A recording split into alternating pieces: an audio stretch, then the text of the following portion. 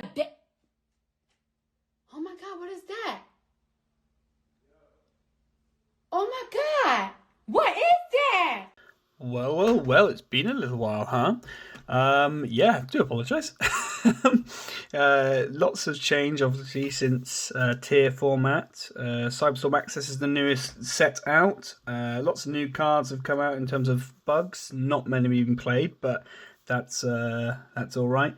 Yeah, just wanted to show you my newest instalment of Ballpark. It is technically Adventure Ballpark, I guess. But yeah, let's have a look.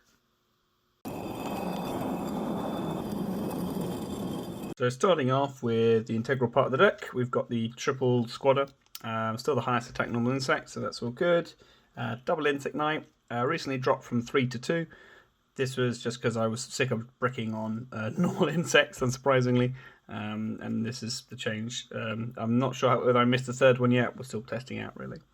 We've got triple resonance insect, still the best insect in the deck, 2 cookie pole. I'm not missing the third really. There's plenty of ways to get this to grave, so not really missing it at all really. And then we've got 1 Doomdozer. We did recently drop Assault Roller, and that was purely because it wasn't being impactful enough, and often if I was adding it off Gokapole, I was adding Resonance instead because it was better for the next turn anyway. And then we've got a card that there's no introduction in this deck. Then we've got one terraforming, 1 set rotation, and 1 colder zone. So this is a bit of a new card for me. If the turn player summons exactly 1 monster, destroy it, and if you do, the control of that monster summons 1 mask token, which is a level 1 thing. Basically, it's an anti sort of cash tech in the idea that they summon a monster, this will then pop it, and then replace that monster with a token that they can't then special summon something else. So it's quite good for that. I've also found a bit of utility in the deck in terms of, say, if I had a hand with, say, 2 Kaijus, if I summon that to their field, obviously I'm the turn player, this will then be popped. I can then summon another Kaiju over another monster. So that's quite an interesting little thing. Also, if you end up with a game state where you've already used Owl Mirage to trigger a Resonance Insect or a Gokapole, if you summon the Resonance Insect and this is on the field, this will pop it, trigger the Resonance, obviously, and then you've got a token as well to do stuff.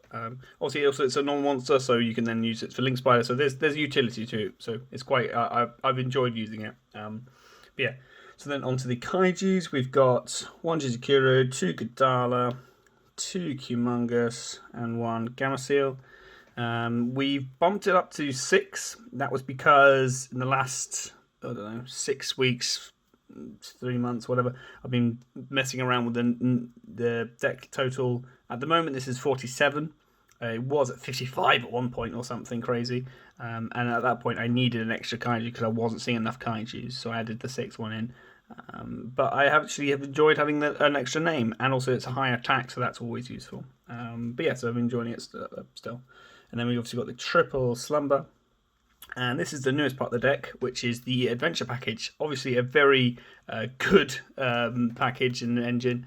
And in a rogue situation, it's even better. So we've got triple Enchantress, triple Right, 1 Griffin, 1 Illegal Knight, the Fateful, and the Draco back. So initially I wanted to play this deck because of these 2 cards. Be good if we focused on it. Illegal Knight is obviously great for breaking boards. Draco back's great for bouncing things to hand, whether that be a Kaiju of yourself or your opponent's cards. It's great. And also, obviously, the right is basically a 4K beta in terms of the token and whatever monster you add off it. So it's really good for OTKing. I've kept the Griffin Rider in the main. It was originally going to be a side option to sort of in case I get to mid go first. Sorry. But yeah, I've kept it in because it's been really good in terms of getting extra bodies on the field, and an extra 2K beta is always very good. And then we've got some power cards. We've got Gold Sart, Change of Heart, Foolish, and Monster Reborn.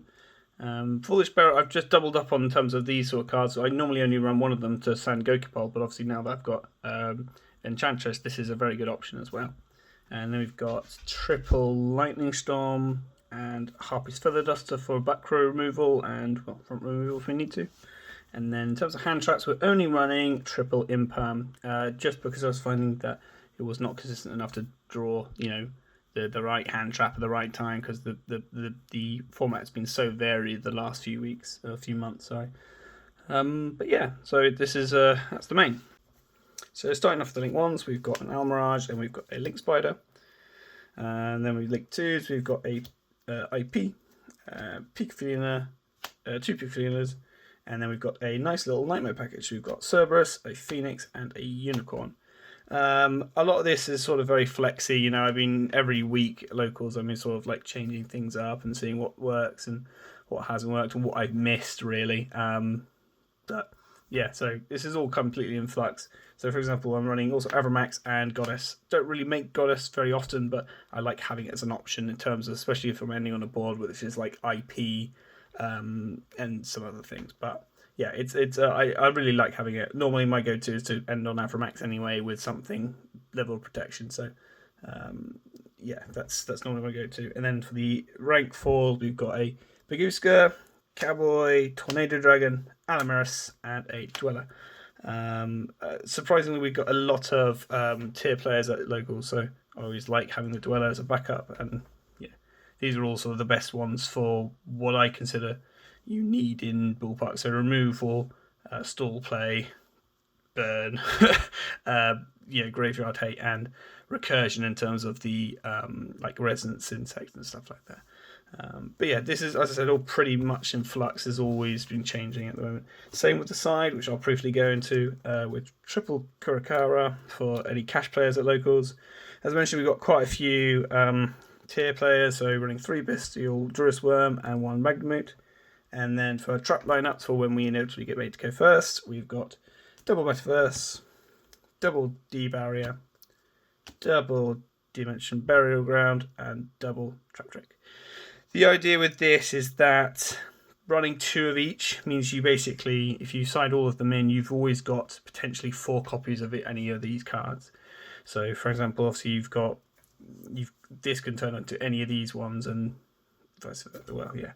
So that's the idea. It gives me an option to play more choices of traps, as opposed to just playing just, well, I don't know, 3 basically. But yeah. It seems to be working out, and it gives me good versatility in terms of choices for going made when I get made first. But yeah, that is everything for me today. I hope you enjoyed this. It's been a little while since I posted anything. Obviously, it's been a changing meta, changing interesting scene at the moment in terms of tier, then cash, and then stuff like that. Obviously, this is the newest edition is a interesting choice, especially in the change in the meta at the moment where. Oh Christ! With say, cash ripping the top cards off your deck, and ogre coming back into the format and whatever. But it is what it is, and I've been really enjoying it at locals and been doing relatively well. So quite happy with it. But yes, let me know how you think about it. Got any suggestions? I'd love to hear them. All right, thank you so much. Bye.